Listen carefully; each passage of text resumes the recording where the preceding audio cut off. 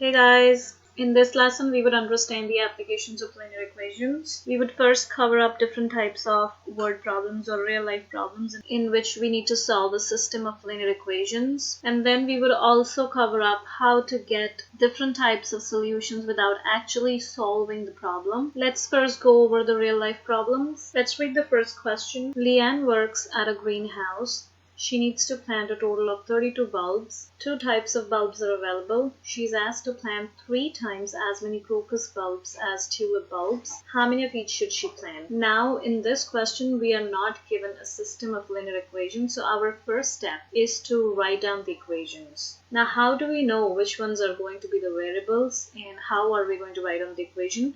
That would come from this last sentence in the question. The last sentence in the question wants you to find out how many of each should she plant. So this is how many of each bulb should she plant. So basically we are asking you how many are crocus bulbs and how many are tulip bulbs. From here, we would decide our x and y variables, and we always need to write down a let statement. So let x is equal to the number of crocus bulbs and let y is equal to the number of tulip bulbs. Now the first equation would come from the total number of bulbs.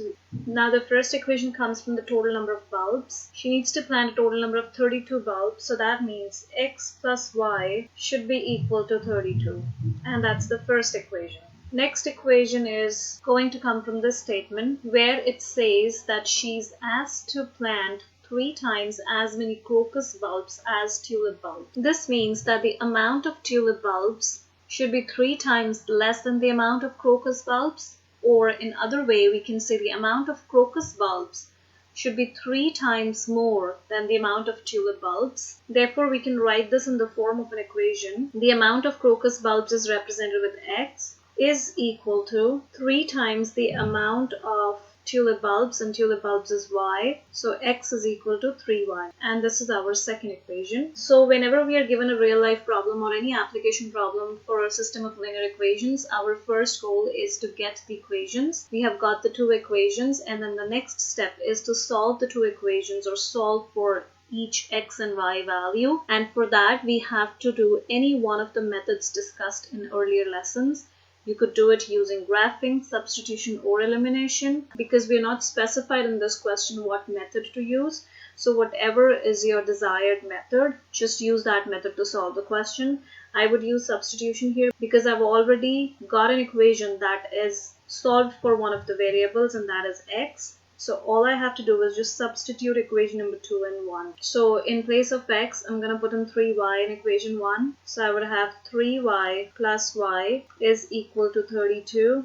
3y plus y is 4y equal to 32. And y is going to be equal to 32 divided by 4, which is equal to 8. So y represents the number of tulip bulbs. Therefore, number of tulip bulbs is 8. We're also supposed to find out the number of crocus bulbs, that is x. Therefore, now we would substitute the value of y equal to 8 in equation 2, and we would get the value of x. So x is equal to 24. Therefore, our final answer is number of crocus bulbs is 24 and number of tulip bulbs is 8. Let's go over another type of problem. The next question we have is a money problem. Let's read the question first. Rahman invests his summer earnings of $3,050. He invests part of the money at 8% per year and the rest at 7.5% per year. After 1 year, these investments earn $242 in simple interest. How much did he invest at each rate? Again, the variables are going to be decided by this last statement. So this says how much did he invest at each rate. So that means how much money did he invest at each of these rates, 8% and 7.5%. So let's assume x is the amount invested at 8% and y is the amount invested at 7.5%. Now we know the total amount of money this guy has is $3,050. So we can write that in the form of the first equation, that is x plus y, because both x and y is the amount or is the money, is equal to 3,050. That's our first equation. Now for second equation, we'll take help from the second statement that says after 1 year, these investments earn $242 in simple interest. So we are given the total simple interest on this money that he has invested. So let's get the second equation for the simple interest. We know simple interest is P times R times T. P is the principal, is the money basically. R is the rate of interest and T is the time that the money has been invested for. So principal is the amount. Because we have two different rate of interest, we have two different amounts. So let's find out the simple interest for the first amount, that's X. We would have X times, I'm going to put times at the dot just to avoid confusion. Rate of interest is 8%. 8% means 8 over 100 and time is 1 year. So this would give us 8 divided by 100 is 0.08 times X. And this is a simple interest that we have obtained for X amount.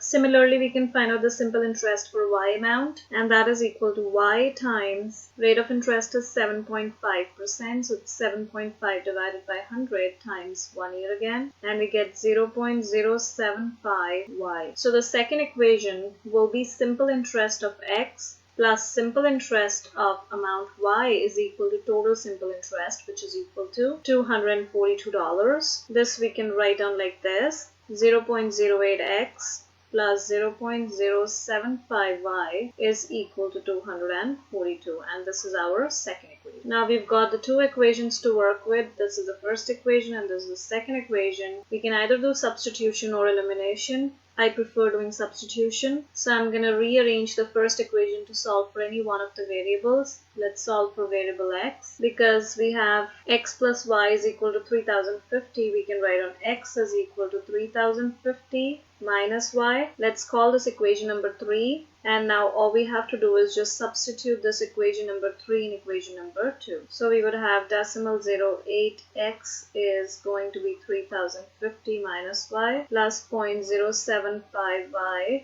is equal to 242. When we solve this equation, we would get, this is the FOIL method, so we get 244 minus 0.08y plus 0.075y is equal to 242. We'll collect the like terms, so we would collect this together and we would move this on the other side, and we would get finally 0.005y with a negative sign equal to 242 minus 244, that's equal to minus 2. 0.005y is equal to minus 2, so y would be equal to minus 2 divided by negative 0.005. Negative gets cancelled, and y is going to be equal to 400.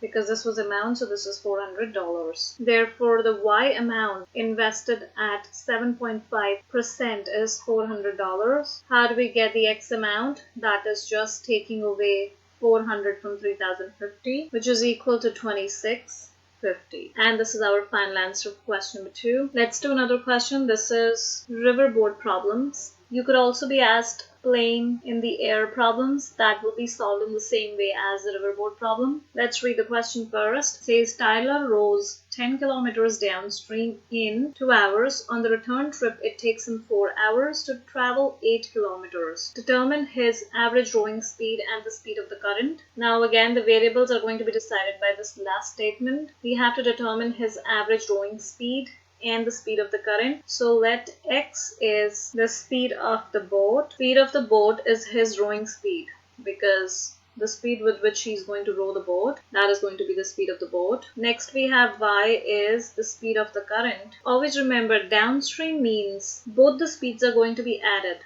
So whenever you go downstream means you're going along with the river direction. Similarly, downstream in the air or downstream in the plane means you're going along with the direction of wind. So it's always going to sum up the two speeds. So this means downstream. And when we subtract x minus y, this means upstream. Another thing we have to remember in distance speed time problems, that is distance is equal to speed multiplied by time. We can learn this through this triangle. You must have done this in lower grades. This is distance is equal to speed multiplied by time. This is how this triangle is made. So if you're looking for distance, you would do speed multiplied by time. If you're looking for speed, you would do distance divided by time. If you're looking for time, you would do distance divided by speed. In this case, we would do distance is equal to speed multiplied by time. So when Tyler is rowing downstream, his speed is going to be x plus y, and when he is returning, that is his upstream speed, and that is going to be x minus y. So the first equation will be distance is equal to speed multiplied by time. Distance he's traveling is 10 kilometers. Speed is x plus y because it's downstream, multiplied by time he takes is 2 hours. So this is our first equation. Second equation is that the distance he's covering is 8 kilometers now, and because it's a return trip, it's upstream. 8, that is x minus y, multiplied by 4 because it takes 4 hours now, and this is our second equation. We have to determine the average rowing speed and the speed of the current, means we are going to solve for x and y values, so we can use whatever way. Let's first use FOIL method and expand the equation. So we would get 10 is equal to 2x plus 2y, and the second equation would be 8 is equal to 4x minus 4y. I would prefer doing elimination here because it's nicely arranged xy on one side and number on the other side. I'm going to get rid of my y values because they have opposite signs, so I would just multiply the first equation with 2 because that will give me the number 4, and when I solve this I'm going to be able to get 20 equal to 4x plus 4y. At the bottom I have 8 is equal to 4x minus 4y. When I add the two equations, this and this gets cancelled. 4 plus 4 is 8x is equal to 28. So x will be equal to 28 divided by 8, and that would be equal to 3.5 because its speed is always kilometers per hour, as the distance is in kilometers and time is in hour. Let's find out the speed y. So this x is the speed of boat or rowing speed. Therefore, the x value we can write down here is 3.5 kilometers per hour. Now we are looking for this speed. We can substitute the value of x in any one of these two equations. So I'm going to use the second equation, that's this one. I'm going to put in place of x 3.5, and we have minus 4y. We get 14 here. Minus 4y equal to a. When we move this over on the other side, we get 8 minus 14 equal to negative 4y, and this would give us a negative 6 divided by negative 4 is equal to y. Therefore, y value is equal to 1.5. This is also kilometers per hour, as this is the speed of current. Therefore, the speed of current that we have got is 1.5 kilometers per hour. And this is how we solve river stream problems. There is another type of problem that can be asked for real life situations, and that is percentage problems. Let's read the question first. The question is, Amy needs to make 10 liters of 42% sulfuric acid solution. In the supply room, she finds bottles of 30% sulfuric acid solution and 60% sulfuric acid solution.